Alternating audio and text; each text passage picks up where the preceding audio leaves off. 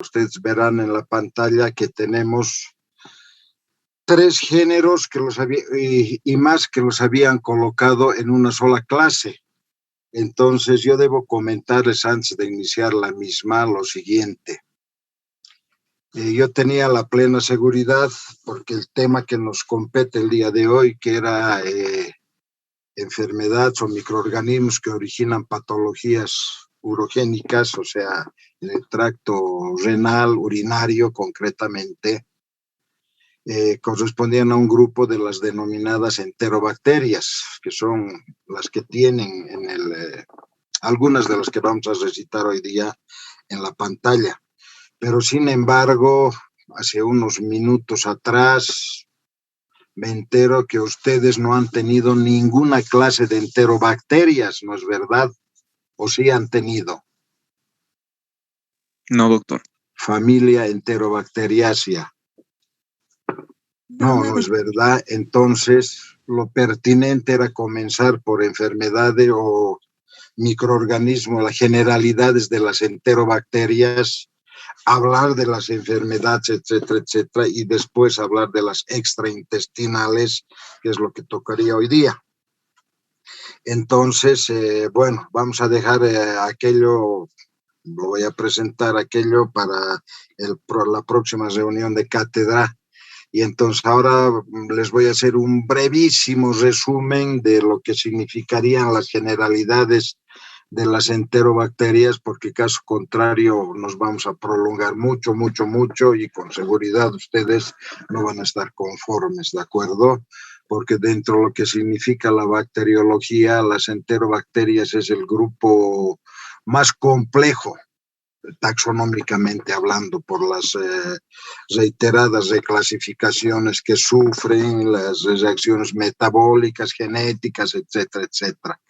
Entonces, bueno, ya no perderé más tiempo y nos abocaremos un par de minutitos a lo que son las generalidades, ¿ya? Por favor. Entonces, la familia Enterobacteriaceae, y ahora estamos viendo algunos géneros que vamos a tocar, como el género Proteus, por ejemplo. Vamos a hablar del género Coli, vamos a hablar del género Klebsiella, entre los muchos que existen que constituyen a las enterobacterias. Cada uno de los géneros bacterianos enterobacterianos, que aproximadamente son 48, tienen sus respectivas especies, lo que llevan a más de 100 especies entre todos estos géneros. Yendo a las características generales, podemos decir que son bacilos, por lo general bacilos rectos, que algunos de ellos pueden tener pleomorfismo. Este término significa que estos microorganismos tendrían capacidad de cambiar en algo su tamaño, ¿ya? O sea, van a oscilar en el tamaño, no tienen un tamaño taxativo. Entonces, algunas de las denominadas enterobacterias poseen cápsula, otras no. Lo que sí taxativamente podemos decir que las enterobacterias no tienen capacidad de producir esporas. En un 100% las enterobacterias tienen la capacidad de fermentar glucosa. En un 100% las enterobacterias no tienen capacidad de presentar las enzimas citocromo oxidasa, por lo tanto son oxidasa negativas. Otra clasificación de suma importancia va en el hecho de la degradación o no, de la fermentación o no de un azúcar denominado lactosa. Por lo tanto, inicialmente las enterobacterias se denominan en lactosa positivas y lactosa negativas. Las lactosa positivas se caracterizan en términos generales por ser saprófitos, inicialmente porque constituyen parte de la microbiota, de la biota normal intestinal, ¿sí?, del ser humano y de los animales de sangre caliente. Y también existen algunos autores que enuncian que han encontrado algunas variantes de coli, de enterobacterias en el tracto intestinal de animales de sangre fría, especialmente en peces. ¿De acuerdo? Entonces, este grupo de los lactosa positivos, en términos generales, que ya les he dicho, son saprófitos o también denominados patógenos circunstanciales u oportunistas, pueden tener las siguientes. Coli, o sea, no se hagan problema en la pronunciación. Por ejemplo, ustedes van a escuchar el término Escherichia coli, como lo van a escuchar Escherichia coli. Inicialmente Escherichia porque proviene de idiomas de lenguas muertas, como es el latín. Escherichia es lo aceptado en el castellano como nuestra lengua madre, ¿de acuerdo? Después podemos tener el género Enterobacter, el género Citrobacter, el género Klebsiella, el género Afnia, entre los que podemos citar así groseramente ahora. Esos son entonces los circunstanciales, los oportunistas, reitero, lactosa positivos, que como grupos reciben la denominación de coliformes. ¿Por qué? Porque normalmente los vamos a encontrar en el colon, aunque cuando hablemos concretamente de aquello en la parte de enterobacterias intraintestinales, vamos a desglosar mucho más lo que estoy comentando ahora. El otro grupo, los denominados lactosa negativos, que tienen la característica de no fermentar lactosa, por eso reciben la denominación, tienen la particularidad de ser patógenos naturales. Ahí vamos a tener a las salmonelas, vamos a tener al género Shigella, al género Proteus, Morganella, Providencia, dentro de los representantes entonces de los lactosa negativos, o sea, patógenos originales. Las medidas de estos microorganismos pueden oscilar entre 2 a 4 micras de largo, con un promedio de 0,4 a 0,6 de ancho. Vamos a mencionar que al darles estas medidas estamos hablando de bacilos, ¿listo? Bacilos que tienen ese largo y ese ancho como promedio. Algo que podemos enunciar desde ahora es que las enterobacterias muy difícilmente vamos a poderlas diagnosticar a través de una tinción, ¿sí? Por las características generales que estas presentan entonces. Habíamos mencionado hace un momento atrás que dentro de las denominadas enterobacterias existen entre 41 o 48 géneros con más de 100 especies, de las cuales, qué sé yo, entre 25 a 28%, no más, considero así, no más, van a ser de importancia clínica para el ser humano. El resto pueden originar enfermedades, sí, tanto en animales como en vegetales. Lo importante es, en este caso, para con ustedes, los de importancia clínica para el ser humano.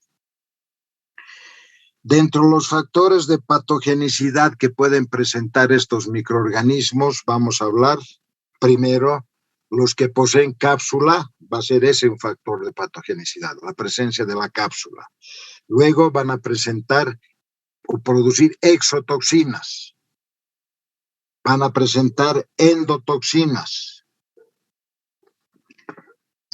antígenos. En relación a los antígenos, dado que hemos mencionado que algunos tienen cápsula, algunos presentan motilidad, otros no, entonces tendrán el antígeno O, que es somático, o sea, el antígeno O se encuentra en el cuerpo del microorganismo, ¿sí? Entonces, todas las enterobacterias van a tener el antígeno O. El antígeno K, que va a ser privativo de aquellas que posean cápsula. El antígeno H, privativo también de aquellas células que posean flagelos, o sea, aquellas células que tengan capacidad de motilidad, ¿sí? Luego, otros factores de patogenicidad para las enterobacterias pueden estar dados a través de genes transmitidos a partir de virus, ¿ya? A través de la conjugación, por ejemplo. Luego, otro factor de patogenicidad importante también dentro de las enterobacterias son la presencia de los plásmidos, ¿sí? Que igual van a originar poder patogénico a través, una vez más, de la conjugación bacteriana. Podemos enunciar asimismo como otros factores la presencia de fagos, los vamos a denominar profagos, que a través entonces de su instalación en las bacterias, mediante un fenómeno que no sé si lo han hablado ya, se llama lisogenie, una célula que es saprófita o circunstancial se torna en patógena, ¿sí? Entonces, esas son algunas de las generalidades. Si hablamos un poco sobre las reacciones bioquímicas de las enterobacterias, podemos decir que pruebas o reacciones que van a producir metabólicamente estos microorganismos van a ser la prueba del indol, ¿sí? Habíamos hablado ya anteriormente, la reducción del aminoácido triptófano hasta indol, ¿no? Metilindol, escatol, indol finalmente. Luego, la prueba del rojo de metilo, la prueba de Voges-Proskauer, citrato, urea, la prueba del TSI, que significaría triple azúcar hierro, la prueba de LIA, lisina hierro, de carboxilasa, la prueba de SIM, sulfuro, una vez más indol, motilidad. Y si hablamos de los sistemas que en la actualidad se vienen... Doctor, disculpe, sigue en la primera diapositiva, no sé si está transmitiendo eso. No, o sea, como les he dicho hace un momento atrás, muchachos, lo que les estoy comentando ahora deberíamos haber tocado en enterobacterias intraintestinales. Pero el tema que me han asignado a mí son enterobacterias que producen enfermedades de tipo renal, urinaria, o sea, que se reflejan en la orina. Por eso lo que les estoy hablando, les he comentado hace un momento atrás, es una conversación de un par de minutos que las vamos a ahondar en el capítulo de enterobacterias intraintestinales. ¿Se entiende? Sí, doctor, está bien, muchas gracias. Pensé que era... No, ahora es una ligera información la que les estoy brindando. Entonces, en relación a la capacidad metabólica que tienen estos microorganismos, existen pruebas que ya también las he enunciado en determinada manera en el primer tema que hemos hablado, que era estafilococo, sistemas que los vamos a denominar semi-automatizados, como el API, como el Enterotest, el Microid o Microid, si quieren. Y existen otros sistemas que son totalmente automatizados y computarizados para el diagnóstico a través de las características bioquímicas de estos microorganismos, como ser el sistema BITEC, el sistema COBAS, ¿sí? Que utilizan tarjetas que son... que forman parte del diagnóstico a través de la computadora, ¿de acuerdo? Bien. Ya casi llegando al final de esta breve introducción en relación a las propiedades fisiológicas de estos microorganismos, enunciar que son aerobios, pueden ser facultativos, reiterar, algunos son mótiles porque poseen flagelos, otros son no o inmóviles. La temperatura, que el rango de temperatura en que estos individuos pueden desarrollar. Es un rango bastante amplio que oscila en términos generales entre 20 a 45 grados centígrados, con temperaturas óptimas entre 35 a 37. Por lo tanto, corresponden a las bacterias denominadas, que se llama mesófilas, ¿de acuerdo? Bien. En relación a los rangos de potencial de hidrogeniones, igual.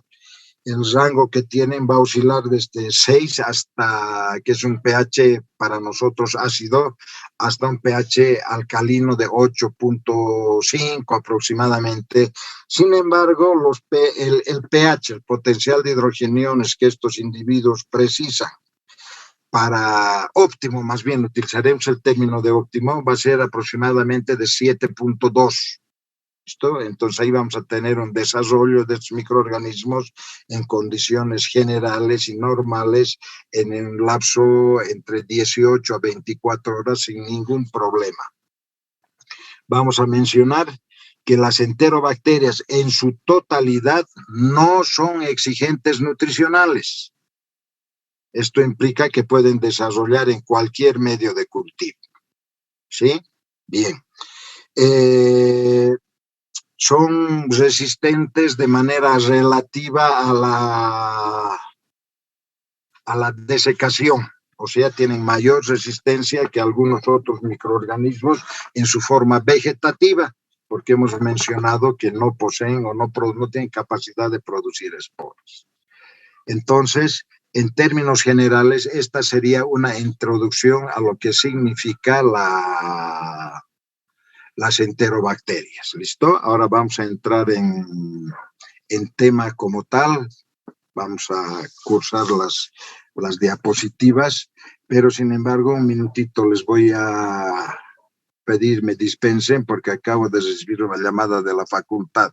Por favor, muchachos, ¿ya? Por favor.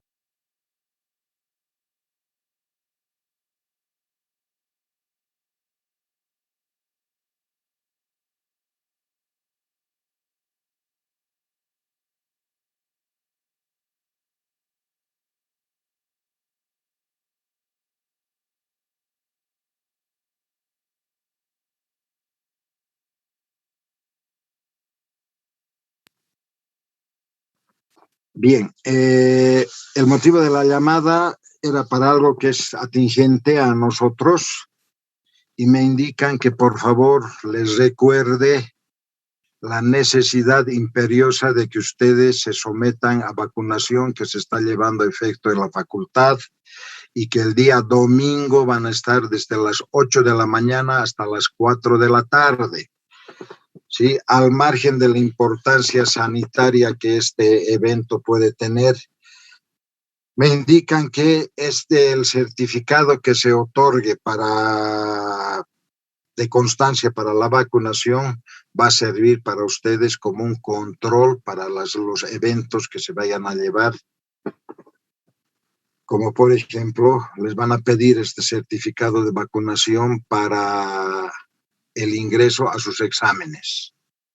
De igual manera, se nos ha indicado esta mañana que la gran posibilidad, ya en otras carreras del área de salud, han hecho su citación para hoy día para anunciar que actividades semipresenciales y de manera gradual se van a dar a partir del 2 de agosto. Hasta el día lunes había la posibilidad que el examen que ustedes deben llevar a efecto el día 21, si no me equivoco, ya debería haber sido presencial, pero sin embargo, no creo que esto se consolide, no creo honestamente.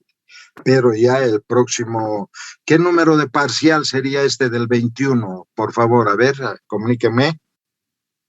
El tercero. El tercero, ya, entonces el cuarto examen parcial ya va a ser, diremos con seguridad, de tipo presencial, ¿sí?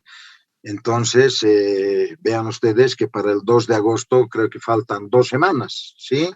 Entonces, aprovechen esta situación porque al margen, les decía, de la parte sanitaria como tal, la obligación sanitaria que deberíamos tener todos los humanos, Ahí está otra obligación para que no se vean en problemas, porque va a ser un requisito, no solo para dar exámenes. Fíjense, están pidiendo el control de vacunación hasta para entrar al cine, para entrar al estadio, para entrar a restaurantes, etcétera, etcétera. ¿Sí? Entonces, nos evitamos problemas y vamos con la vacunación y así nos cuidamos y cuidamos a todos. Listo, muchachos, se acabaron las filípicas correspondientes y ahora entraremos en tema. ¿Listo? Bien. Entonces, vamos a comenzar por el grupo de los próteos.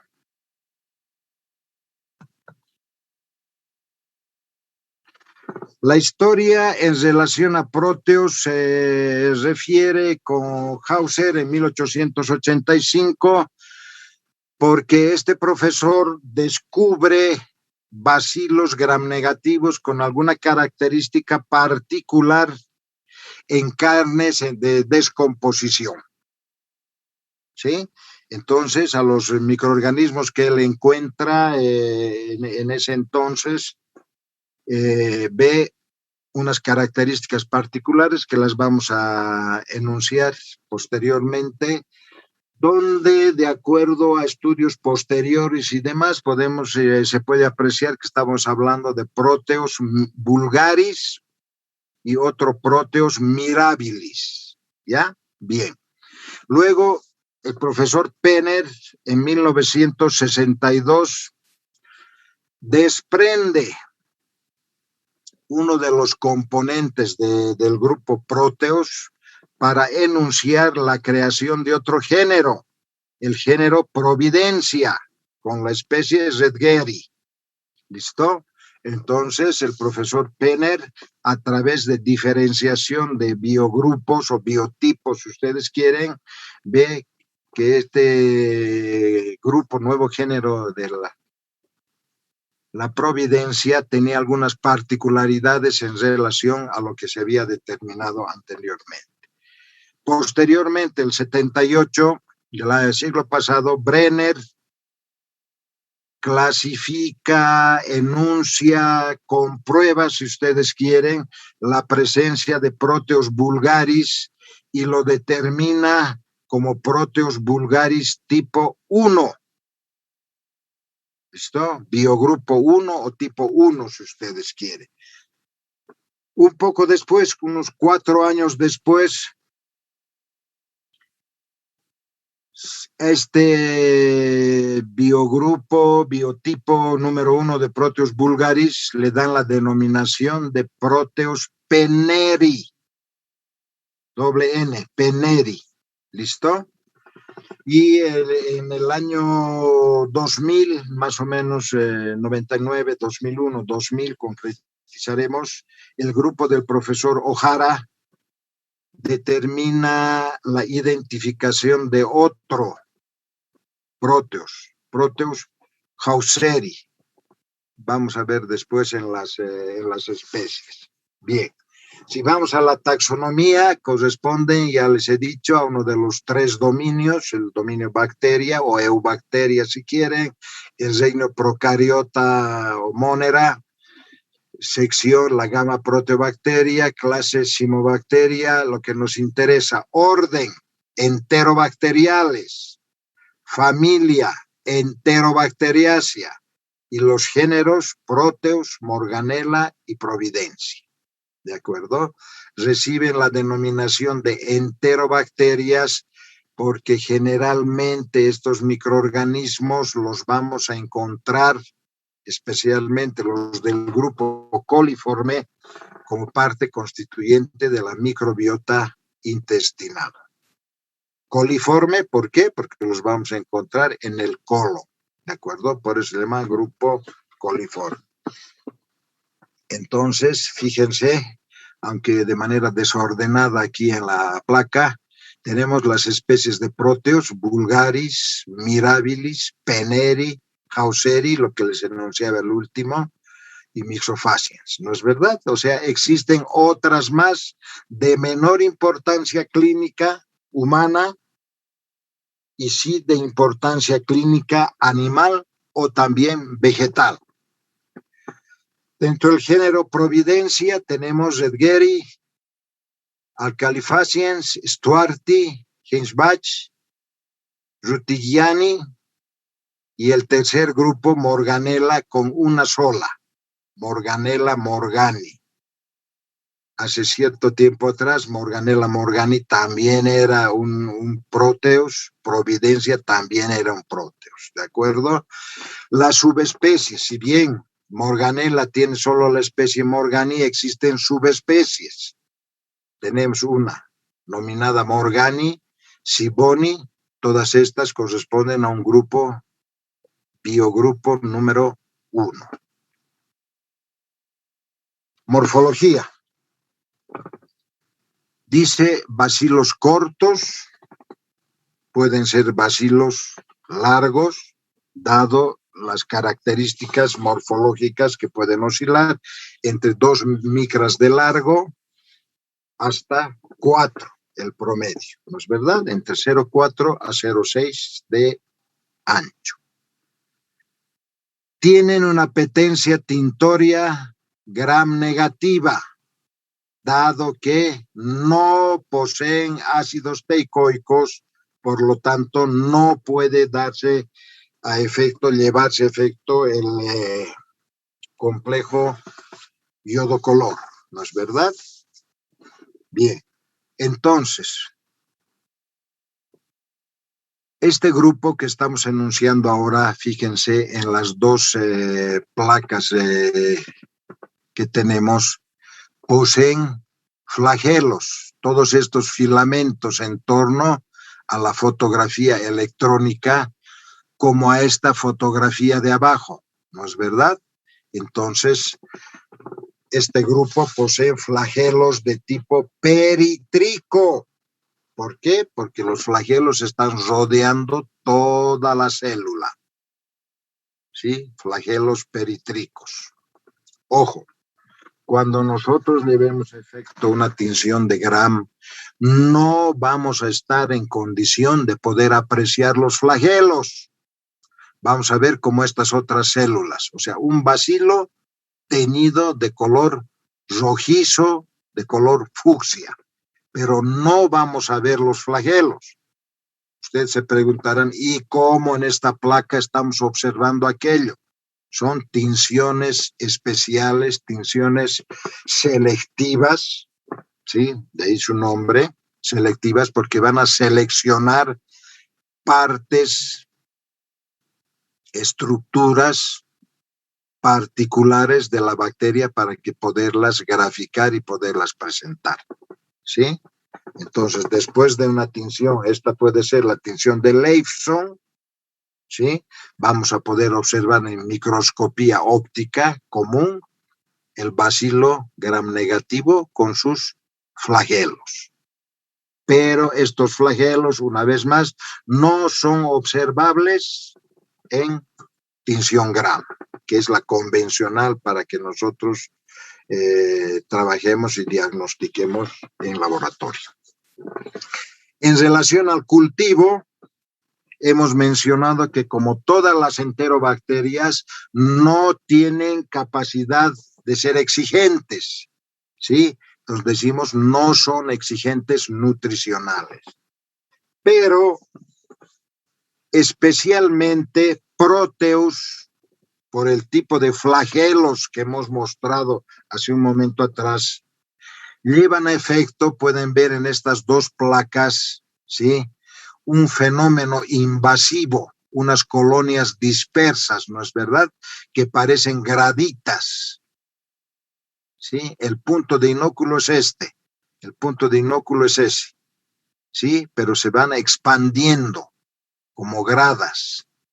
Ese fenómeno en inglés se denomina swarming, ¿sí? Es una particularidad de Proteus por el tipo de motilidad que produce y que cuando se va dividiendo por fisión binaria, sabemos, en el proceso de la fisión binaria pierden muchos flagelos, por lo tanto se frenan continúa el proceso de desarrollo, otra vez se activa la motilidad y se va produciendo este fenómeno entonces que ustedes están viendo. Acá creo que hasta es más forzado, ¿no es verdad? Bien. Ahora ustedes dirán, entonces esta placa de acá no corresponde. Sí corresponde. Hay otros medios de cultivo que se utilizan de manera exprofesa para controlar, para inhibir el movimiento natural de este grupo.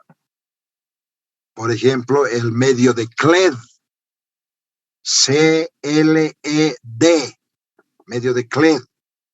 Este medio se utiliza especialmente para llevar efectos cuantitativos en las orinas y para poder cuantificar la presencia de próteos se necesita que el medio de cultivo tenga una característica, o sea, características particulares como esta, naturales más bien como esta, para poder cuantificar.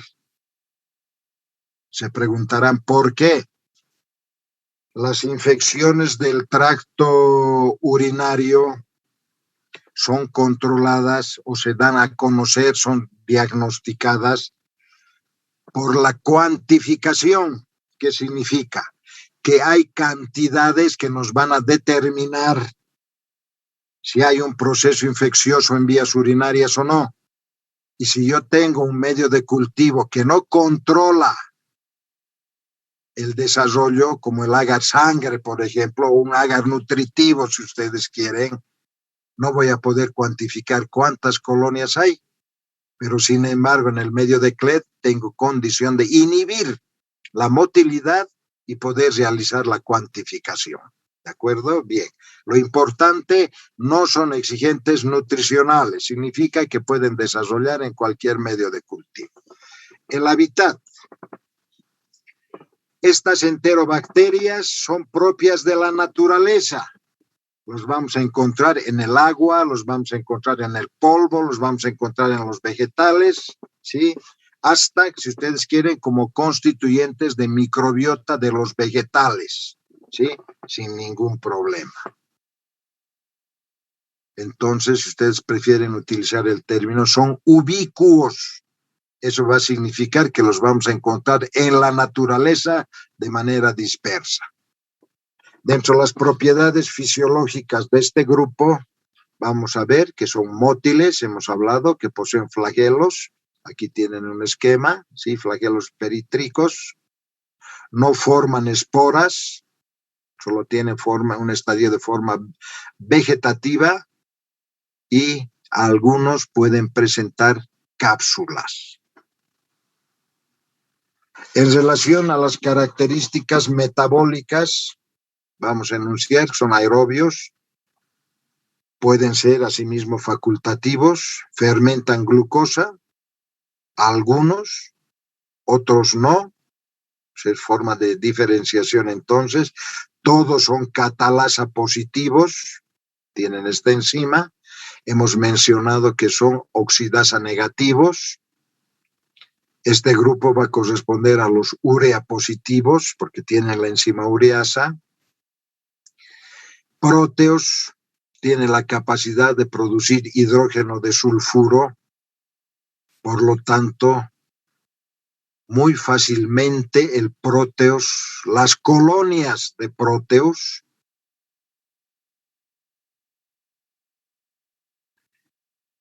estas estructuras que ustedes están observando en esta placa se denominan colonias, que están constituidos por millones, billones de bacterias. ¿Sí? Las bacterias de manera individual no las podemos observar directamente por el ojo humano por las dimensiones que hemos mencionado, pero las colonias sí no, son observables, ¿sí? Porque están constituidos por billones de bacterias, ¿de acuerdo? Entonces, las colonias de próteos van a tener la capacidad de confundirse con las colonias de salmonela, van a tener la capacidad de confundirse con citrobacter, porque todos los gérmenes que le estoy enunciando tienen la capacidad de producir hidrógeno de sulfuro, o si quieren, ácido sulfídrico. Bien, este grupo corresponde a indol positivo, desaminación de la fenilalanina y capacidad de proteólisis de otra proteína, que es la gelatina, ¿sí? Porque tiene la enzima gelatinasa. La estructura para Proteus, para Morganella, está dada por los antígenos, ya hemos dicho, K, O y H. K, capsular. O, somático. H, flagelar. Ahora, existen biotipos como este OX19, que es el más famoso, si ustedes quieren, porque es un antígeno producido a través de los proteos que nos sirve para determinar la presencia de las riquecias, Rickettsia prowazekii, en este caso, OX19, proteus OX19, prowazekii, OX2, Rickettsia connori, OXK, Rickettsia tsutsugamushi. ¿Listo? Entonces son pruebas antigénicas que se te producen, son pruebas antigénicas que se llevan a efecto gracias a la presencia de estos antígenos producidos por los proteos, que sirven entonces para llevar a efecto la prueba de Weil-Felix, que es una prueba inmunológica a través de aglutinación.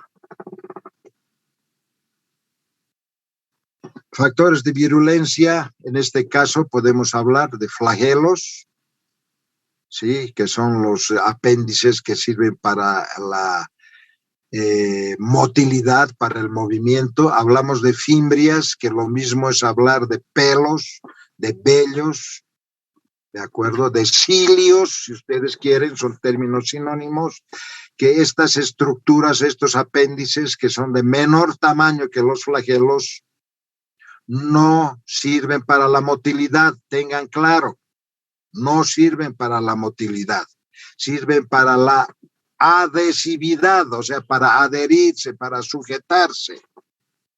Puede ser que en parasitología, ¿sí? Estamos hablando de, a ver, ¿qué ciliados tienen en parasitología? Neobalantidium coli. Listo. El Balantidium entonces posee cilios, ¿no es verdad? Que le sirven para su motilidad. Pero ahora, hablando de bacterias, los cilios o fimbrias o pelos o vellos no sirven para la motilidad, ¿de acuerdo?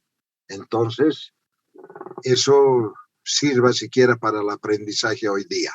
Flagelos sí para la motilidad.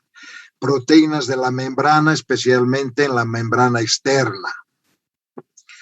Endotoxinas, hemos hablado, exotoxinas, especialmente hemolicinas, lipopolisacáridos fundamentales, denominadas endotoxinas, la ureasa, es una enzima igual, hemolicina, toxina. Entonces estos en términos generales van a ser los factores de virulencia de este grupo. La patología que pueden originar está dada entonces en las infecciones intrahospitalarias, las infecciones nosocomiales, fundamentalmente. ¿Listo? Entonces, ¿dónde se van a proyectar? ¿Dónde se van a producir? Lo que nos interesa en el tracto urinario. También van a producirse patología en heridas, dice en piel, tejidos blancos. Y también, por su motilidad y vía hematógena, van a estar en capacidad de introducirse al sistema respiratorio en las vías bajas. Asimismo, igual, la misma vía, van a tener capacidad para ingresar al líquido cefalorraquídeo, produciendo meningitis.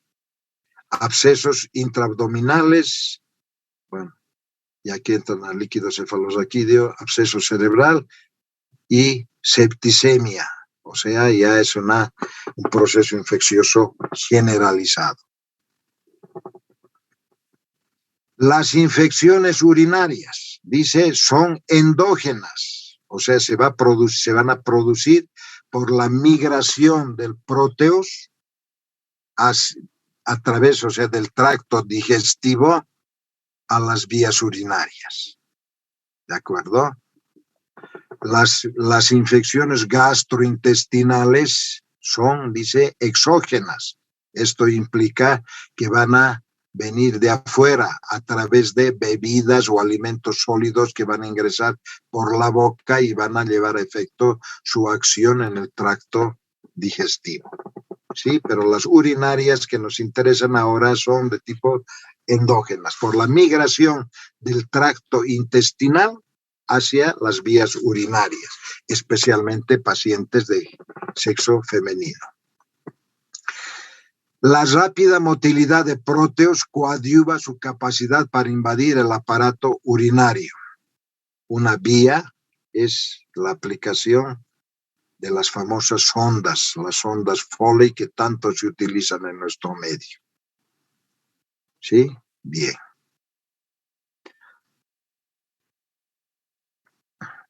Fíjense, tanto entonces por la proximidad de la uretra femenina con el tracto digestivo, esa proximidad entonces da la factibilidad para que las pacientes de sexo femenino sean más vulnerables, utilizaremos el término, en este tipo de procesos infecciosos. ¿Sí? De igual manera, en pacientes es muchísimo menor el número, ¿sí? Pacientes masculinos de edad avanzada, porque el sistema inmunológico ya va decreciendo, entonces muy fácilmente estos microorganismos se van a ubicar en la zona perianal y de ahí van a migrar a través de la uretra hacia el interior. Lo que mencionábamos hace un momento atrás, producen infección en humanos solo cuando la bacteria abandona el intestino. O sea, estamos hablando ahora de las vías urinarias. Prevención y controles. Verificar que el paciente no tenga síntomas. Disminuir riesgos de contagio en pacientes.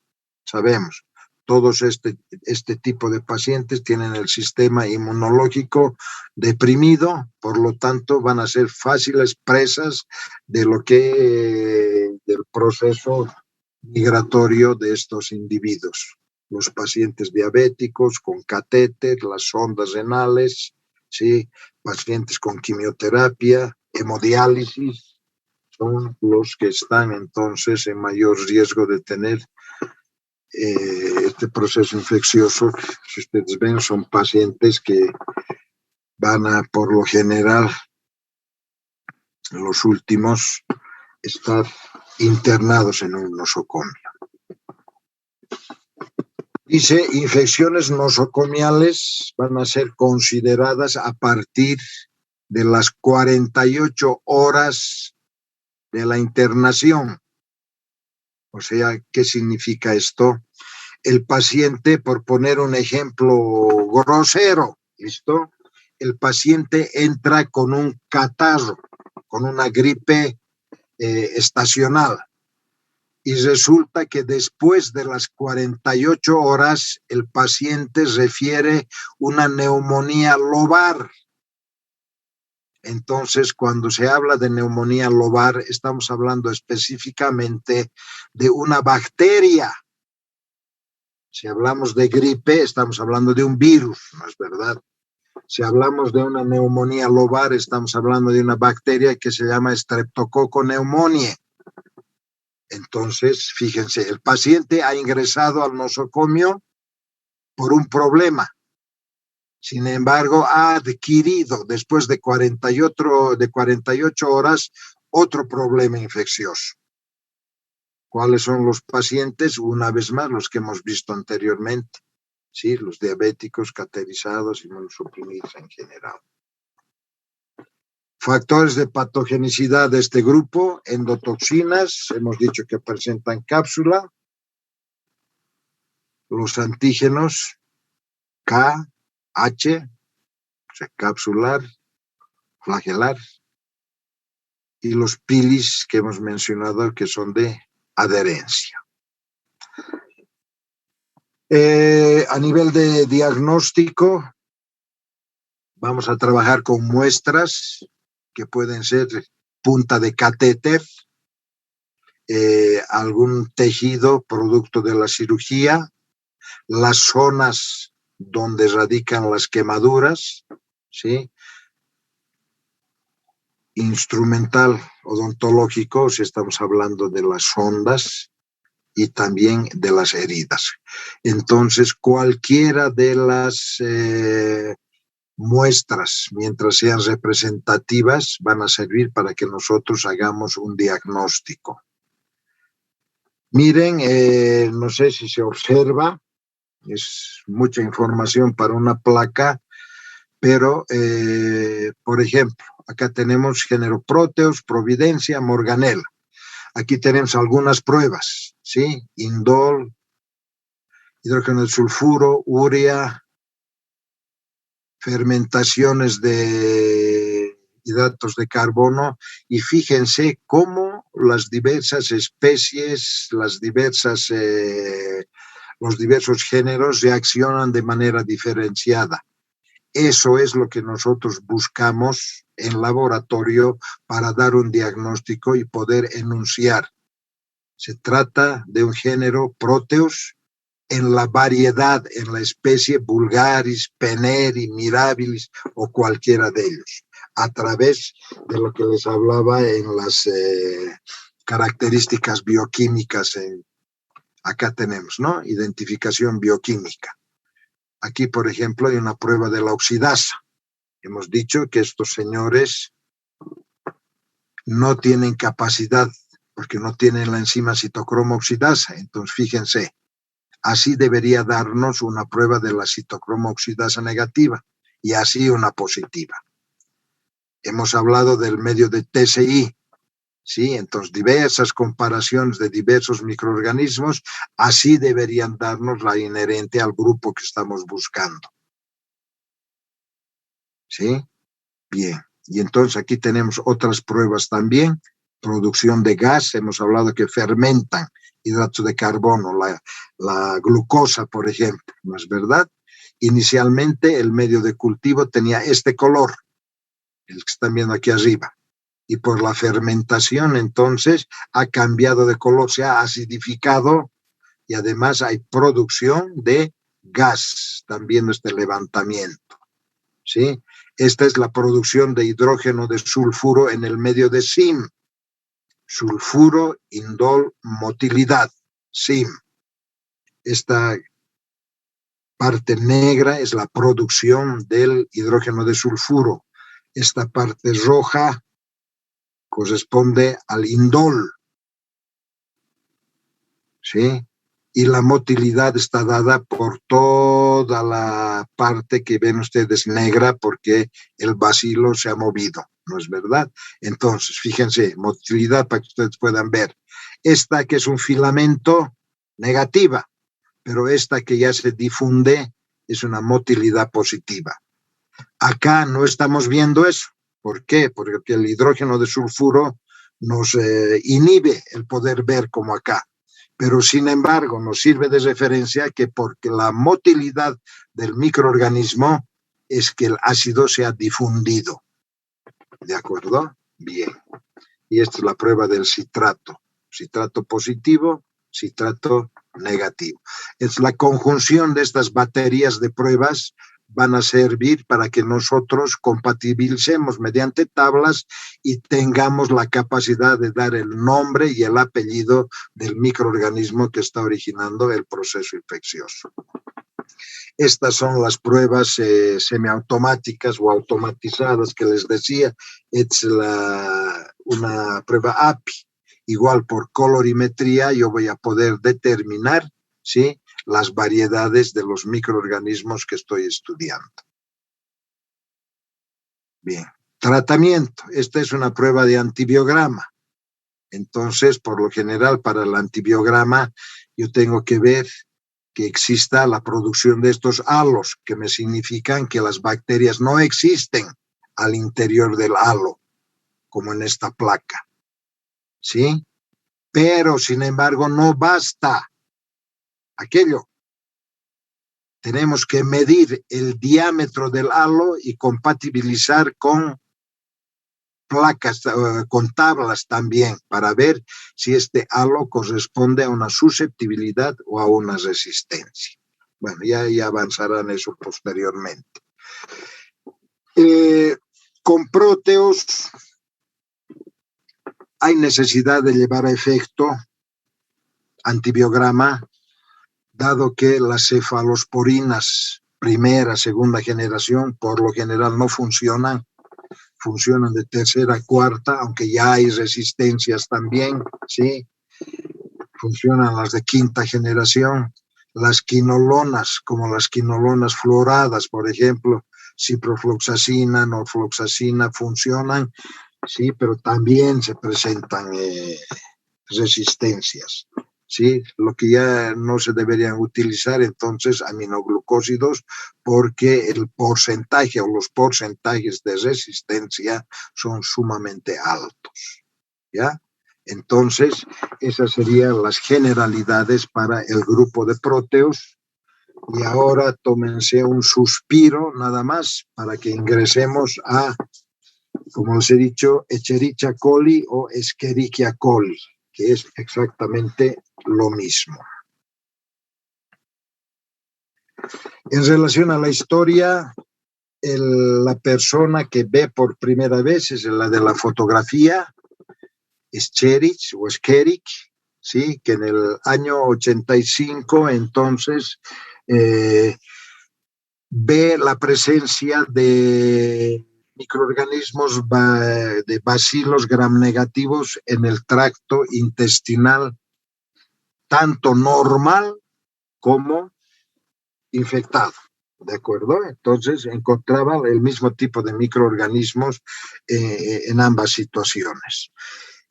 En 1919, los profesores Castellani, los profesores Calmer, tienen la capacidad ya con mayores sistemas diagnósticos de poder determinar el nombre y el apellido.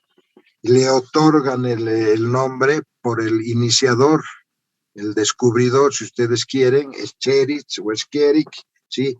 Y le dan el nombre entonces de Escherichia coli o Escherichia coli, porque inicialmente nuestro profesor Teodoro Escherichia o Escherichia había indicado que le daba la denominación de bacilo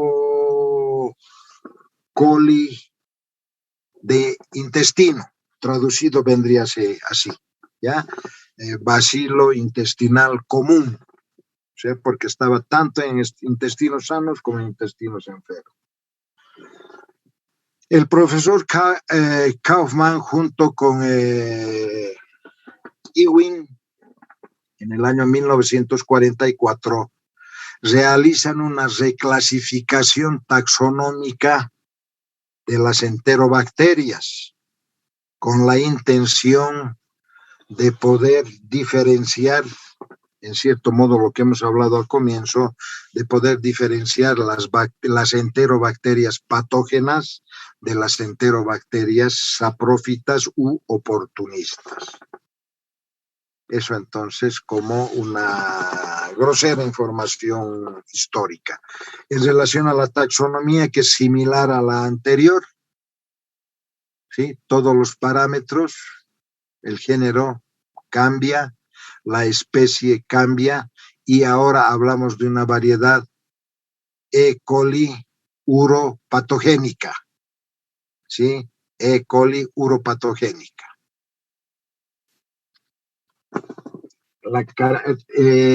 Vamos a ver, hay alguna placa por delante donde se lleva a efecto la clasificación del bacilo coli, pero intraintestinal, ¿de acuerdo? Las coli uropatogénicas pueden ser intraintestinales, pero tienen capacidad de adherirse. Bueno, iremos por partes. Dice, este grupo posee pilis del tipo P tipo 1, pilis P tipo 1. ¿Cuál es la particularidad?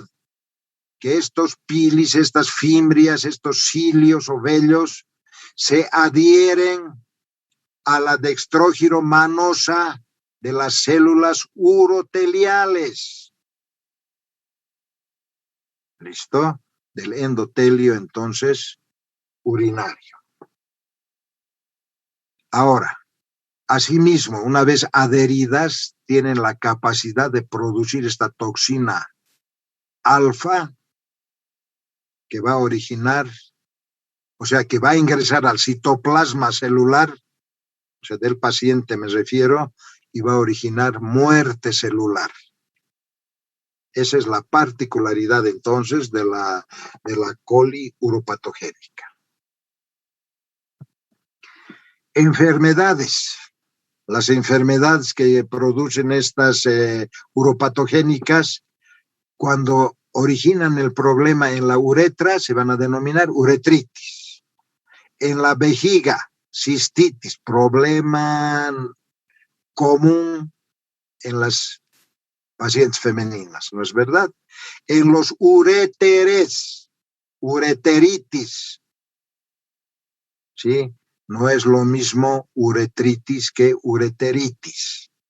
Tengan en cuenta, por eso estamos colocando los orígenes. Y cuando la invasión es mayor y toma riñón, pelvis renal, se llama pielonefritis, que es la más severa de todas estas, ¿de acuerdo? Si ustedes observan, lo hemos hecho vía ascendente, de afuera hacia adentro, ¿no es verdad? Bien. Hace un momento, al inicio, hablábamos de que para poder determinar al margen del cuadro clínico que pueda presentar, la sintomatología que pueda presentar el paciente, en laboratorio hay necesidad de diagnosticar si efectivamente hay o no hay un proceso infeccioso en vías urinarias. Para lo cual, desde 1945 a 48, a través del profesor Kass, K-A-S-S, se había determinado que 100,000 unidades formadoras de colonias por mililitro de muestra, por mililitro de orina, significaba un proceso infeccioso, ¿sí? O sea, 10 a la 5 colonias, si quieren, por mililitro de muestra, significaba un proceso infeccioso. UFC son las unidades que van a ver, unidades formadoras de colonias. Eso significa. En la actualidad, es por demás suficiente encontrar 10,000 unidades formadoras de colonia en cada mililitro de muestra para poder determinar un proceso infeccioso en vías urinarias. ¿Sí? Entonces, esta es la concentración, la biomasa inicial, y esta es la actual reconocida como un proceso infeccioso en vías urinarias. Ahora, ¿qué características nos va a presentar esta uropatogénica? Dice, lo que ya hemos mencionado, fimbrias pili tipo P1, ¿no es verdad? Que viene a significar un antígeno de adherencia. Entonces vamos a considerar antígeno toda aquella estructura invasiva que va a originar una reacción por parte de nuestro organismo. Poseen asimismo las uropatogénicas exotoxina. Es una toxina hemolítica, o sea que va a romper, va a destruir a los eritrocitos y va a hacer liberar la hemoglobina de aquellos, ¿no? Entonces, la hemólisis, dice, exotoxina alfa va a producir una hemólisis. Acá le hemos puesto un paréntesis, fuga citoplasmática, que quiere decir que del citoplasma del eritrocito va a salir el constituyente principal, la hemoglobina, por su destrucción. Dice, patogenia es un proceso inflamatorio, ¿sí?, que puede originar fiebre. Transmisión, ¿de dónde se origina? Se origina, el punto de partida es el intestino, por eso es una enterobacteria que constituye o puede constituir microbiota del tracto intestinal, ¿sí? Entonces, a ver, puede ser que les lleve a confusión. Las denominadas coliformes lactosa positivas, ¿sí?, son constituyentes natos de la biota intestinal. Sin embargo, microorganismos como próteos, como morganela, pueden también encontrarse en el tracto intestinal sin originar problema. ¿De acuerdo? En algún momento pueden encontrarse cantidades bajas de salmonelas, cantidades más bajas todavía de shigellas, ¿sí?, sin que produzcan un cuadro clínico. Eso es muy importante. Por eso se habla de la dosis infectante. Como estamos hablando acá de 10.000 unidades por mililitro, para las salmonelas, por ejemplo, se necesita 100.000, o sea, 10 a la 5, para que sea un proceso infeccioso por salmonela. Para las shigellas es suficiente 10 a la 2, o sea, 100 bacterias por gramo de muestra para que nos origine el problema infeccioso. ¿De acuerdo? Entonces podemos encontrar también los lactosa negativos en el tracto intestinal, pero en concentraciones bajas. Bueno, estos microorganismos que estamos hablando, o sea, ya próteos, ya coli, la que va a seguir Klebsiella, ya les he dicho, son ubicuos, quiere decir que están en todo el planeta, ¿de acuerdo? Que los vamos a encontrar en el aire, en la tierra, en el agua, en los vegetales. Pero, sin embargo, el Bacilo coli, Escherichia coli, Escherichia coli, es una bacteria que es un indicador biológico internacional,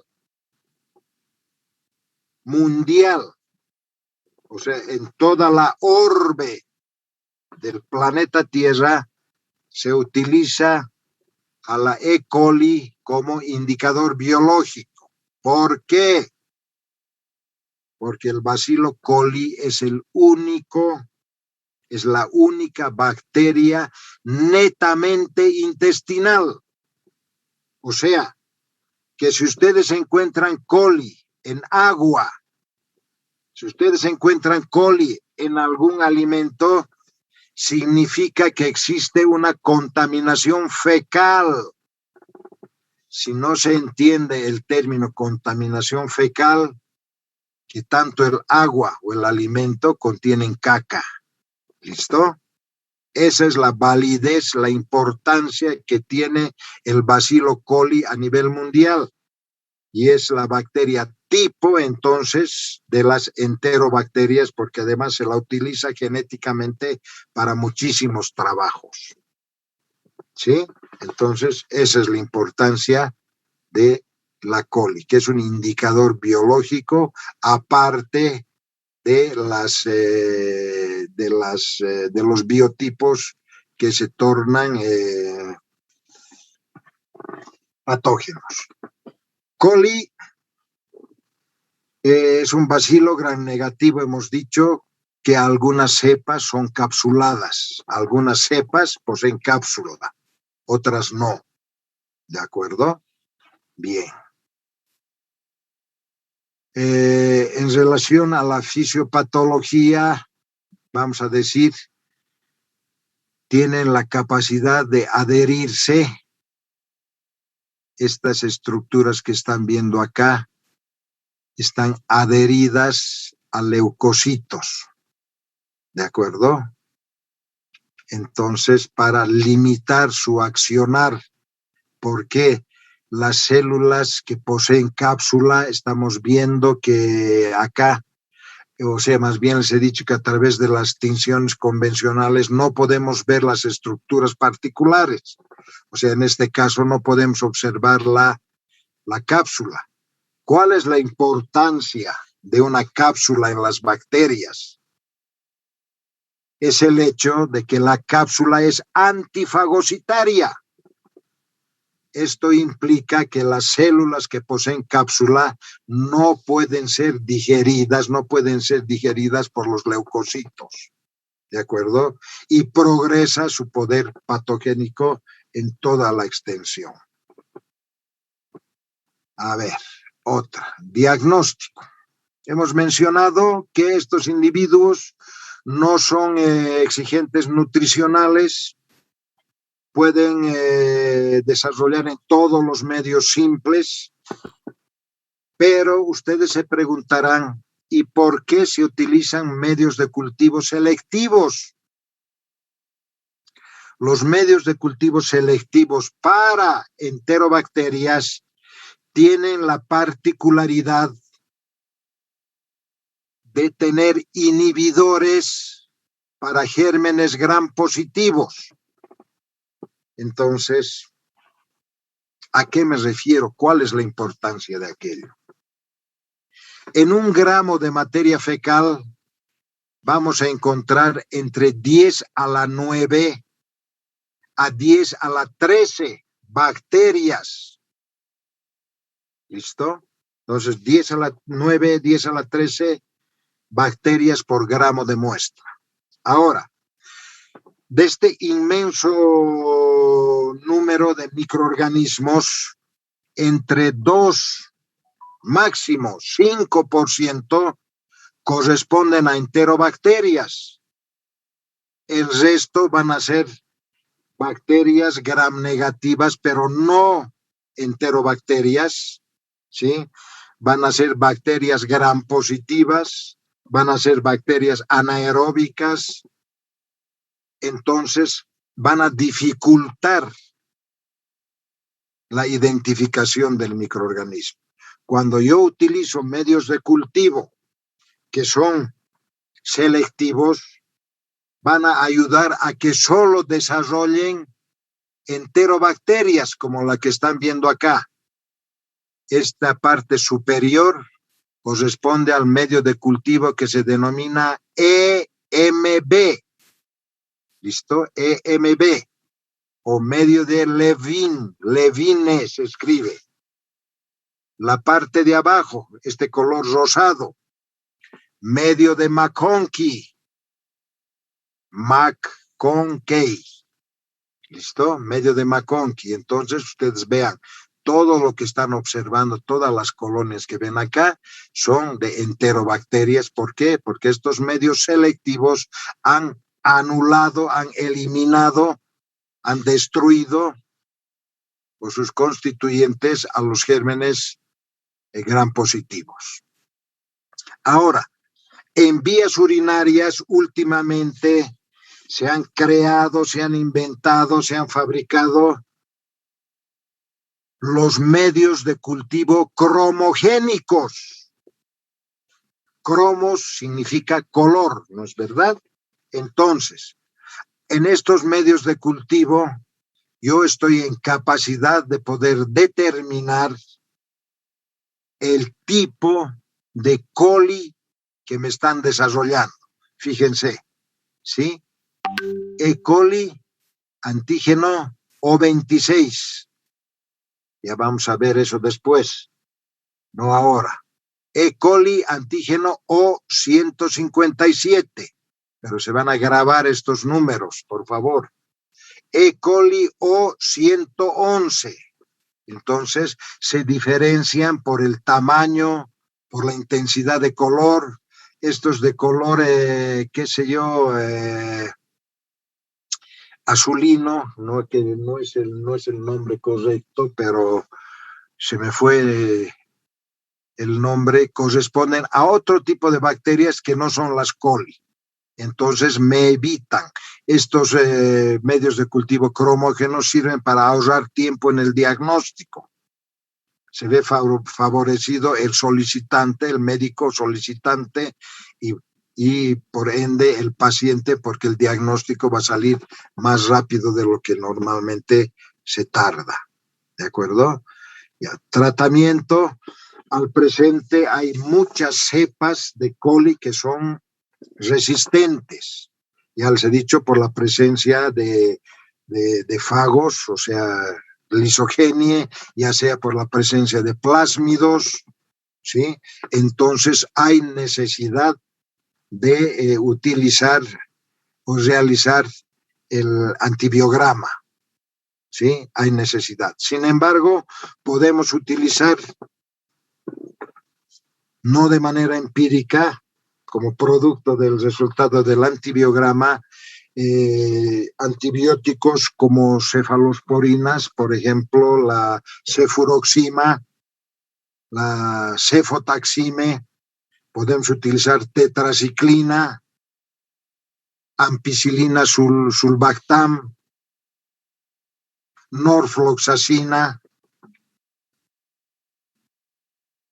y, a ver, ¿cuál más? Nitrofurantoína, fundamental para vías urinarias, entonces, de suma importancia, ¿de acuerdo? Entonces, eso en cuanto al tratamiento. Reitero, hay necesidad que ustedes como médicos clínicos soliciten un antibiograma para tener la plena seguridad de qué antibiótico van a utilizar en el paciente. Recordar que de pronto, si el paciente es un menor, si el paciente es un neonato, no puedo yo darle, qué sé yo, tetraciclina, no puedo darle ciprofloxacina, tendré que buscar entonces con conocimiento previo qué antibiótico voy a utilizar, ¿de acuerdo? Todo aquello entonces es producto de estudios y compatibilidades, competencias asimismo de cada uno de los profesionales que forman parte del equipo de salud. Profilaxis, tan de moda por el problema sanitario que tenemos. Higiene, fundamental. Higiene de los alimentos. Acá tenemos una placa, higiene de los vegetales, ¿sí? Es muy importante higienizar, lleva tiempo, pero hay que hacerlo uno por uno, porque en condiciones normales vamos a encontrar, es bien gráfica esta placa que les estoy mostrando, porque les hemos mencionado hace un momento atrás, los vegetales poseen su flora, su biota normal, su microbiota, su flora microbiana normal. Les pongo en conocimiento de algo que no les interesa como médicos. Pero sin embargo, ustedes consumen los famosos piclés encurtidos. Si no se entienden esos términos, los famosos escabeches, ¿no es verdad? Bien. Entonces, ¿cómo se lleva a efecto? ¿Cómo se fabrica un escabeche? Primera medida, no lavar pulcramente los vegetales que voy a utilizar. ¿Qué vegetales utilizo? Utilizo zanahoria, utilizo cebolla, utilizo coliflor, ¿qué se llaman los arbolitos verdes, es pequeñitos? Brócoli, ¿sí? Vainitas. ¿Por qué no se deben lavar pulcramente estos vegetales para producir el escabeche? Porque tienen su biota normal. Entonces, tengo un recipiente que tenga cierre hermético, introduzco mis vegetales que no los he lavado pulcramente, introduzco sal para que me regule la presión osmótica, introduzco pimienta, listo. Y lo cierro y dejo en depósito 2 a 3 meses. Por acción metabólica de la microflora, de la microbiota de estos vegetales, Lactobacillus, Acetobacter, Enterobacter, entre algunos, Lactococcus. Las bacterias existentes, gracias a la acción del cloruro de sodio que me va a regular la presión osmótica, va a empezar a reproducirse, van a empezar a metabolizar, ¿sí? Se van a empezar a alimentar, si ustedes quieren, un poco de los vegetales que he introducido al recipiente con agua, y a través de los procesos metabólicos van a empezar a producir. Por eso hay que esperar 2 a 3 meses. Ácido acético, lo que nosotros conocemos como vinagre. Y ese es el verdadero escabeche. Entonces, dense cuenta toda esta filípica que les estoy dando para que tengan en cuenta que todas las estructuras, sean animadas o inanimadas, están cubiertas por bacterias, no solo bacterias, ¿de acuerdo? Si hacemos un análisis, nosotros somos bacterias andantes. El número de bacterias que tenemos en nuestro organismo es mayor a las células eucariotas que constituyen nuestro organismo. ¿Sí? ¿Han llevado ustedes el capítulo o tema de flora microbiana normal o microbiota, como quieran llamarla ahora en la actualidad? Sí, doctor. Sí, bueno, entonces estaba por demás, ¿no? Mi comentario, pero siempre sirve de alguna manera. Entonces, higiene personal, la base para que podamos evitar un sinfín de problemas infecciosos, sean bacterianos, sean virales, sean parasitarios y sean fúngicos, ¿sí? Por hongos. Entonces, hemos terminado la segunda parte. ¿Tienen capacidad para aguantar unos minutos más? Sí, doctor. Sí, Sí, doctor. Sí, doctor. Entonces Sí, doctor. lo voy a hacer un poquito más rápido para que no terminen durmiéndose, ¿de acuerdo? ¿O quieren un par de minutos para que se vayan a preparar un café? De ustedes depende, respóndanme. Sí, no. Sí, doctor. Bueno, no Ya. sé, los compañeros. Ya han pasado 2 minutos, les quedan 3 entonces. Vayan, preparen su café para que no se duerman. Gracias, doctor.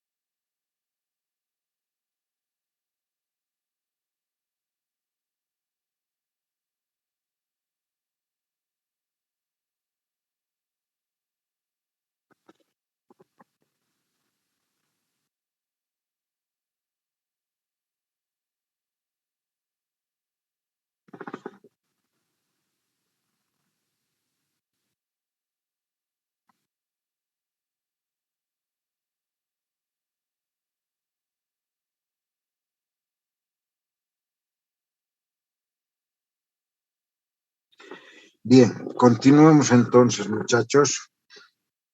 Vamos a hablar sobre Klebsiella, donde en 1875 el profesor Klebs, al observar exudados bronquiales, encuentra microorganismos que él consideraba eran los productores de la neumonía lobar. ¿Sí? Hace un momento atrás les había comentado que la neumonía lobar es una enfermedad producida por una bacteria, por un grupo denominado Streptococcus pneumoniae. Son cocos en parejas gram positivos, ¿sí? Pero sin embargo, él consideraba que esto era lo que producía la enfermedad. ¿Por qué? Porque resulta que en esos estudios que él realizaba había dos tipos de microorganismos que para él aparentemente eran lo mismo. Pero sin embargo, en 1882 el profesor Friedlander aísla en pacientes con neumonías, dense cuenta, estoy obviando el término lobar, pacientes con neumonías, bacilos gram negativos, a diferencia de lo que había ocurrido unos años atrás por parte de Klebs. Y entonces él considera que el agente productor de la neumonía es este bacilo, que todavía entonces no había la tinción de Gram. Sí, la tinción de Gram, creada por el profesor Christian Gram en 1883, todavía no se había dado.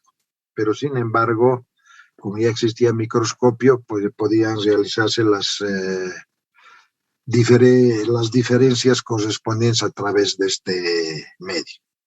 Años después, el profesor, el 85, 87, el profesor Trevisan tiene la capacidad de identificar plenamente e indicar que el microorganismo causante de esta neumonía era la que a partir de ese momento denomina Klebsiella pneumoniae. ¿Listo? Klebsiella pneumoniae. Y entre los años 83 a 86, otros científicos también trabajaban en relación a los problemas de vías respiratorias bajas. Tal el caso del profesor Talamon, del profesor Franklin, que trabajaban juntos en equipo, donde logran plenamente diferenciar las características morfológicas y ya tintoriales, ya estamos hablando de tiempo después del advenimiento de las tinciones diferenciales, ¿sí? En este caso concreto de la Gram, donde identifican con sus características particulares al Streptococcus pneumoniae y a la Klebsiella, que ya tenía nombre y apellido, Klebsiella pneumoniae. ¿Listo? Bien. La taxonomía, la misma que hemos aplicado en relación a los otros microorganismos enunciados el día de hoy. Donde va a existir variante va a ser en las especies, que no son todas, pero hemos colocado las que por orden de importancia tienen significación clínica para el ser humano. ¿De acuerdo? La de mayor importancia aquella. Entonces, pero sin embargo, si bien tienen la característica de mayor importancia es el hecho de originar problemas en vías respiratorias, ¿sí? Que pueden ser las bajas como las altas también. Estos individuos tienen capacidad de originar también problemas de tipo urinario, en el tracto urinario, ¿de acuerdo? Entonces, al presente se considera, si bien algo que no se ha anunciado anteriormente. Coli está presente en el 80 a 90% de pacientes de sexo femenino, ¿de acuerdo? En los diversos segmentos que se han podido dar, mayormente en la cistitis. Posteriormente, el 30 a 40% de procesos infecciosos en vías urinarias está originado por Klebsielas, ¿ya? Cuando ustedes utilicen o escuchen el término, como en este caso concreto, Klebsiella species, significa que estamos hablando de las diversas, de cualquiera o todas las especies de Klebsiella que no han sido plenamente identificadas. Ustedes van a ver en alguna bibliografía, por decir, qué sé yo, estafilococo spp, ¿no es verdad? En mucha bibliografía van a encontrar así. ¿Qué significa? Que se ha logrado identificar que se trata del género estafilococo, pero no se tiene identificada la especie. ¿Listo?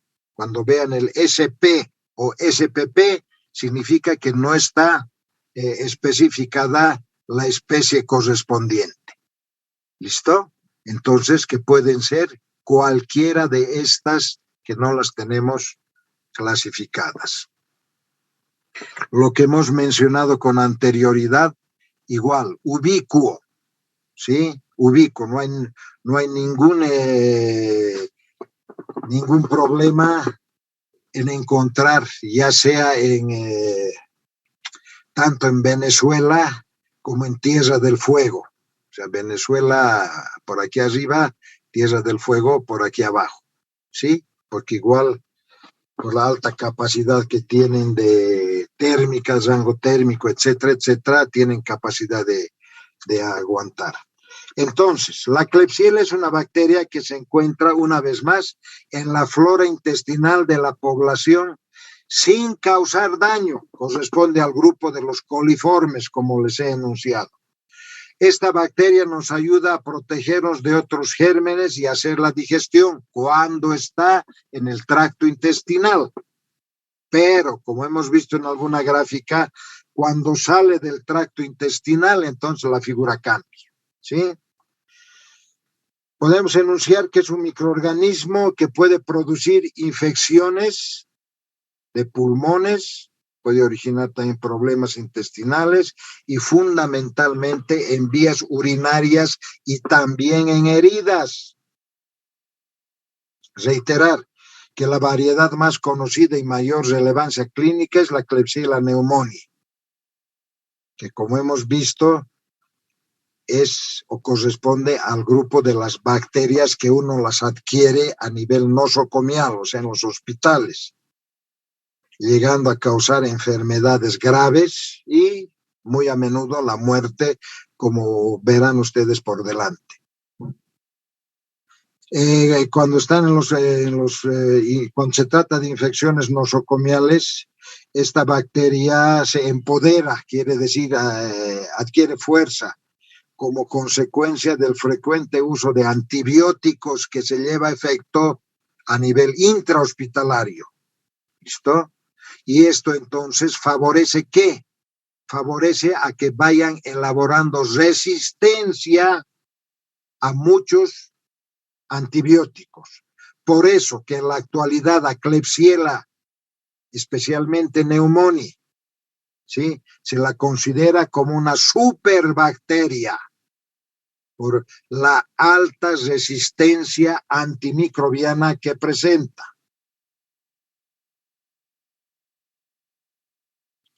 Normalmente Klebsiella se la transmite por contacto, o sea, contacto directo a través de las manos, etcétera, etcétera, a través de las gotitas de Fluger.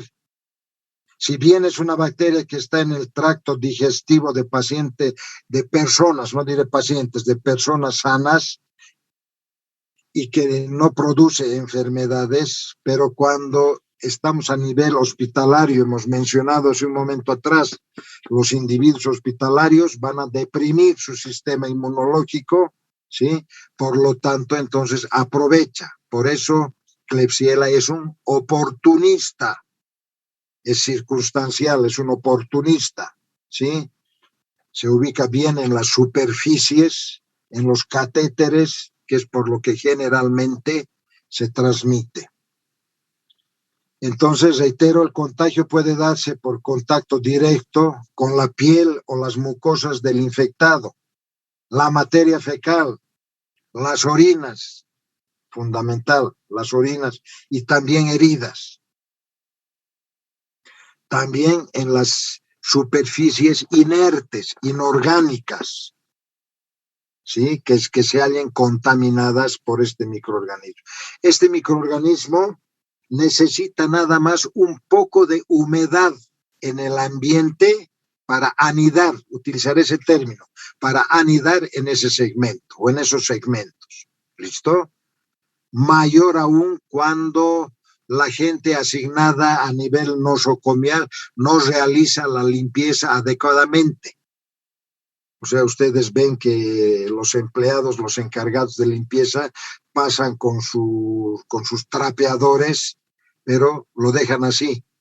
Y este individuo aprovecha las cantidades mínimas de humedad para anidar allá. ¿De acuerdo? Entonces, eso es fundamental. Ahora, mucha gente es portadora, es decir, que llevan la bacteria sin que les produzca ningún tipo de infección. A partir de estos individuos se lleva siempre a riesgos de desarrollar una infección o de contagiarse. Fundamentalmente los pacientes inmunosuprimidos, donde aprovechando esta circunstancia la bacteria va a originar, va a iniciar y va a generar un proceso infeccioso. Ahora, principalmente son susceptibles los pacientes ingresados en unidades de cuidados intensivos, los neonatos, pacientes con enfermedades pulmonares, o sea, con procesos infecciosos crónicos, los diabéticos y también algo que en nuestro medio se les resta o nosotros profanos les restamos importancia, los alcohólicos, porque el alcohol también origina inmunosupresión. ¿Sí? Bien.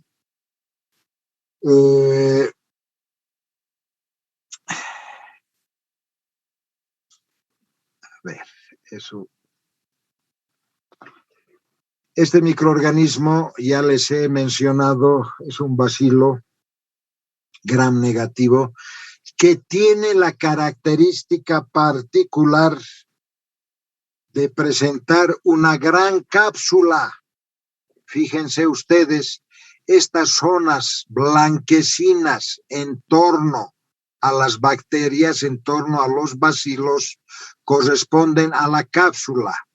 La cápsula de las Klebsielas es la cápsula más grande que hay, que existe entre las células de importancia clínica para el ser humano. ¿De acuerdo? Por lo tanto, las características de sus colonias tienen particularidades que en un momento más se las voy a presentar. En una infección urinaria no es difícil encontrar, les digo, las Klebsielas, porque es el único microorganismo que encontramos. O sea, a ver, valga como paréntesis enunciar que la muestra de orina a nivel mundial, esto también, es la muestra de mayor número en los laboratorios bacteriológicos. ¿Sí? O sea, a nivel mundial, el mayor número de muestras recibidas en un laboratorio son las muestras de orina. ¿De acuerdo? Y a lo que les mencionaba hace un momento atrás, cuando yo en una muestra de orina, en un urocultivo, he aislado Klebsiella, no voy a encontrar otro microorganismo. O sea que la Klebsiella es la causante del proceso infeccioso. ¿De acuerdo? Ahora, de manera fácil pudiéramos decir que la falta de la higiene de las manos influye en el contagio con esta bacteria, ¿sí? Pese a que a nivel nosocomial se realizan periódicamente análisis, controles bacteriológicos de del personal nosocomial, encontramos nosotros muy frecuentemente estos microorganismos. ¿De acuerdo? Entonces, fíjense,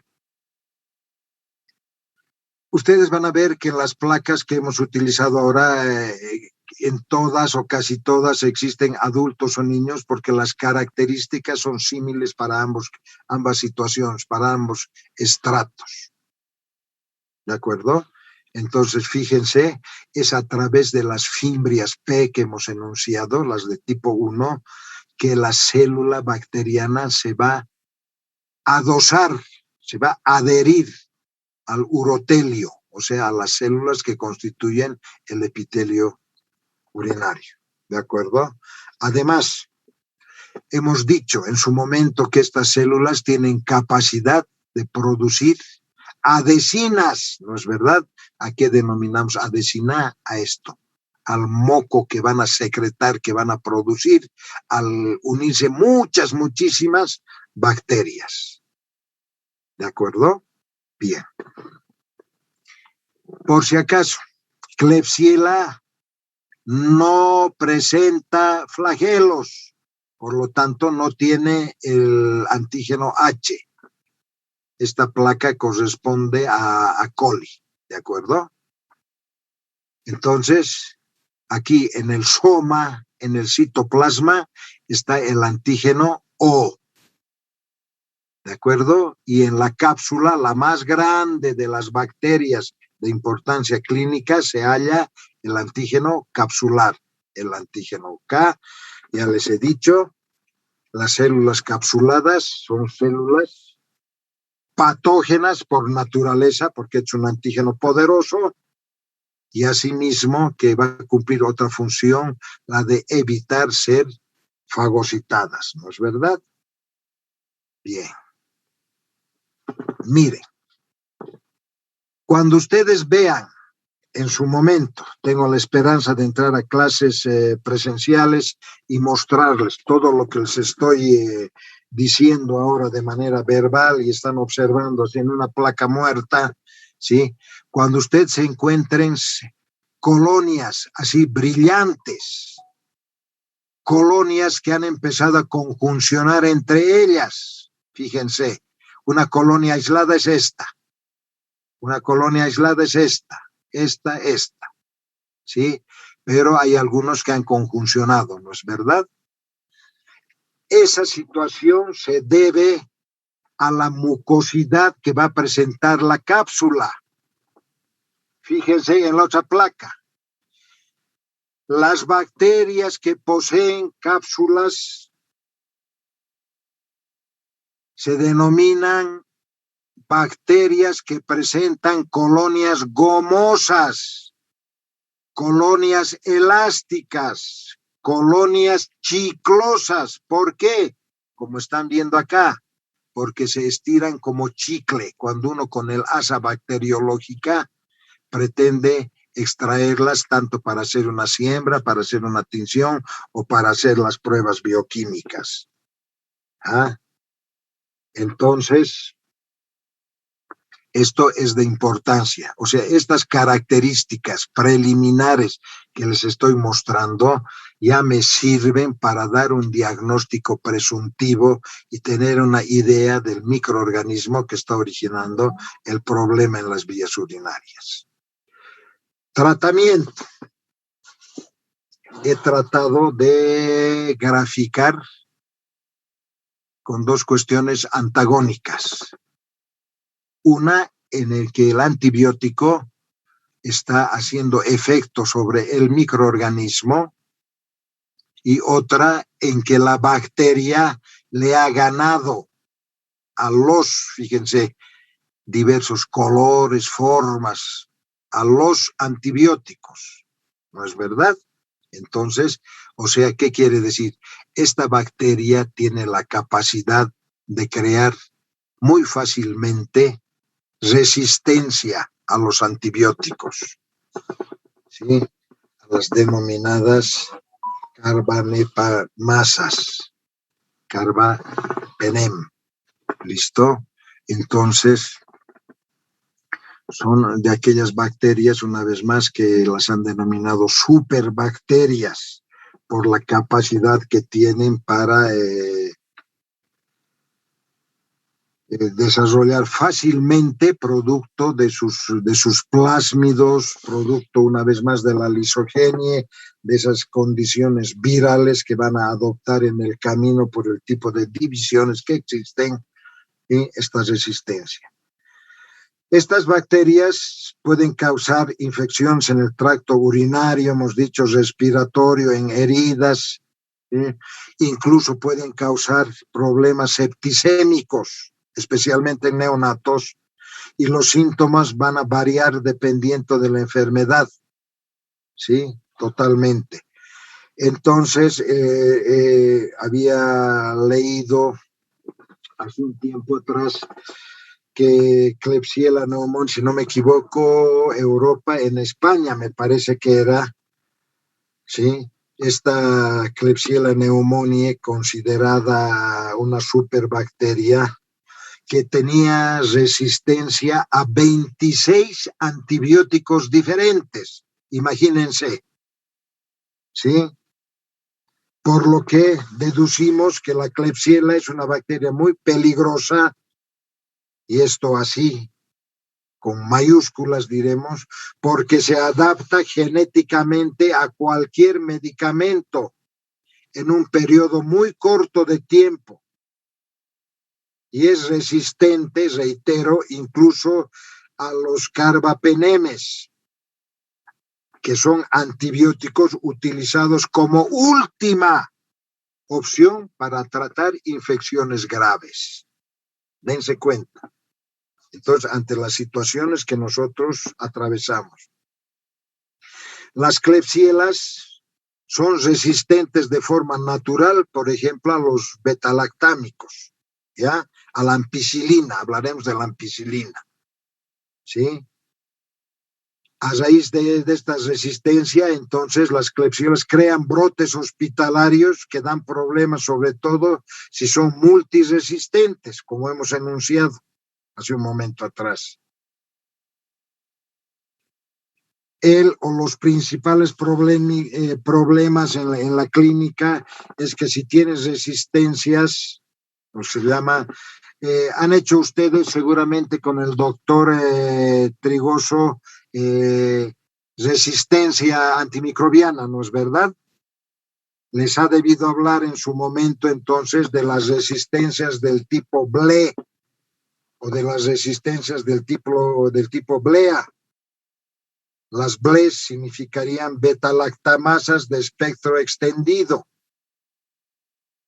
Entonces, estos microorganismos son muy, muy difíciles de tratar.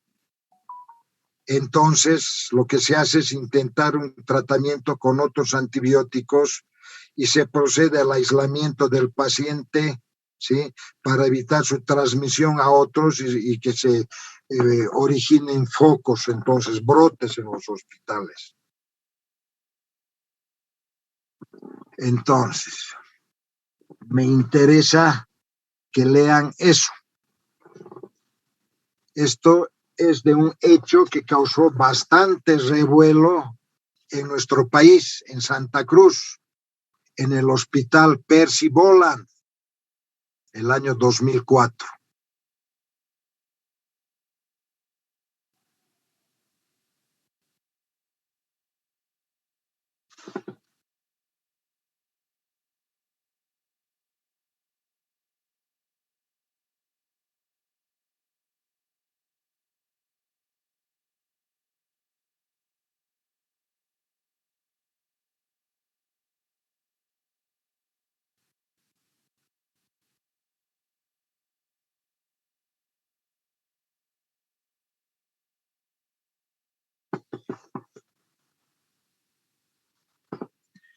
Entonces, ustedes están viendo, normalmente nosotros nos cobijamos en información que proviene del exterior.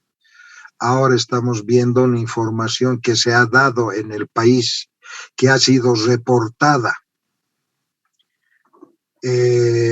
Trabajos que nosotros hemos venido realizando anualmente como parte de la actividad de estudiantes y demás, nos han hecho dar cuenta que en los diversos hospitales que han trabajado los estudiantes, aducidos a infecciones de tipo intrahospitalario o en diversos servicios, etcétera, etcétera, hemos encontrado muchísimos microorganismos, aún en salas de quirófano. Pero cuando el elemento humano, el laborante de los hospitales, de quirófanos o determinado tipo de salas, como quemados, como terapia intensiva, se han enterado de que nosotros estábamos haciendo este tipo de trabajos, han prohibido al estudiantado que hagan cualquier tipo de trabajos porque saben que sus salas, sus dependencias se hallan contaminadas, ¿sí?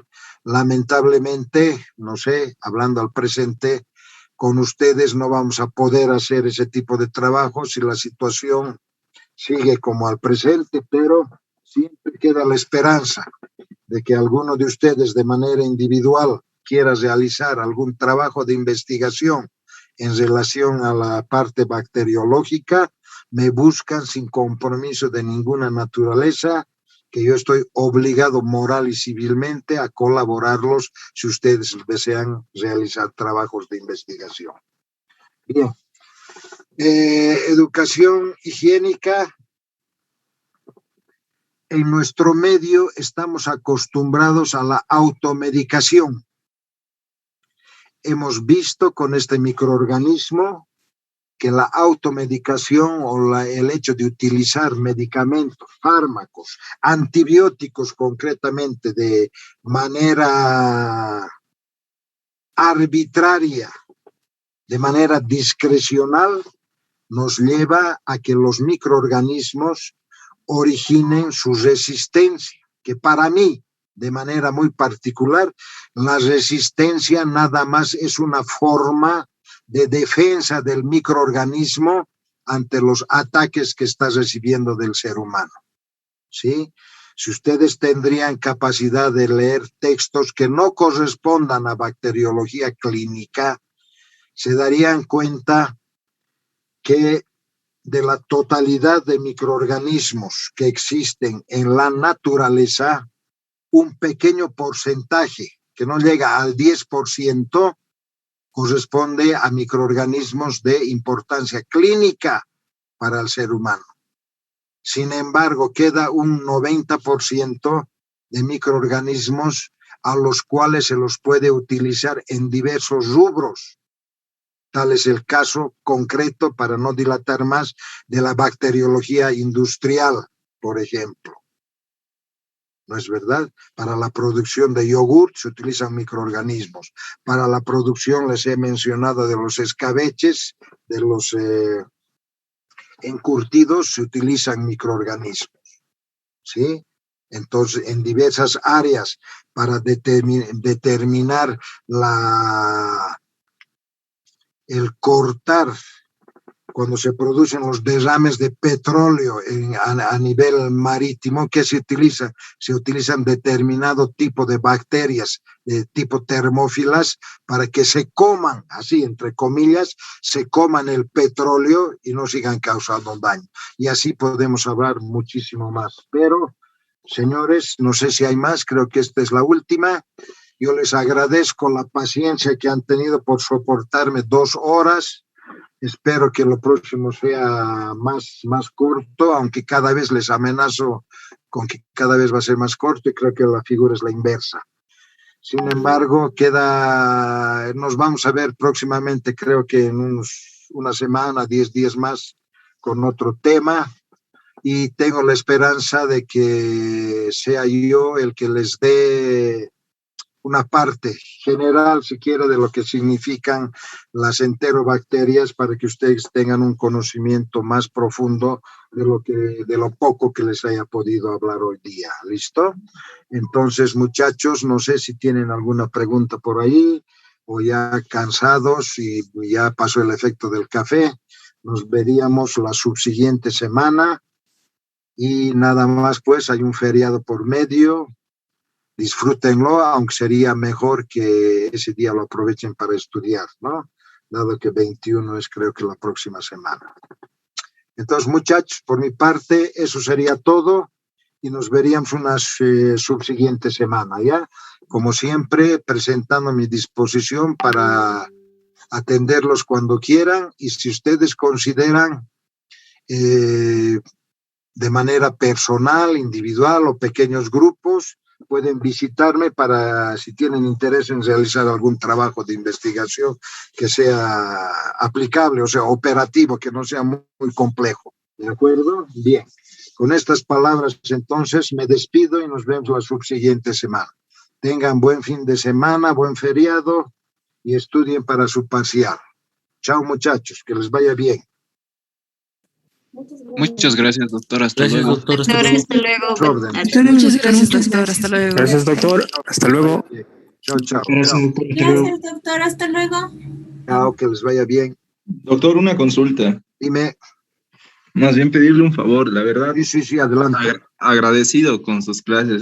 Es muy capo, doctor. Gracias. En serio, doctor. Yo leo igual otros libros de microbiología y la verdad la información que usted da no la encontré ni en Jowett ni en los otros que leí. No sé exactamente de dónde lee usted, doctor. O sea, sí hay la información que da, pero no tanto, no tanto. Usted empieza a hablar más y más y eso no encuentro. Ya.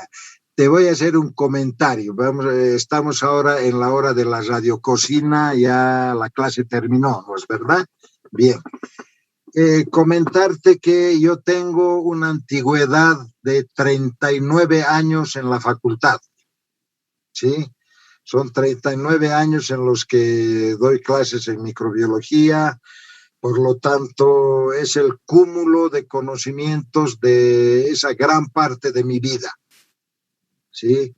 Que sí, estoy consciente en los libros actuales que ustedes tienen oportunidad de apreciar, leer, estudiar, no existe mucha de la información que yo puedo darles. Estoy consciente de aquello. ¿Por qué?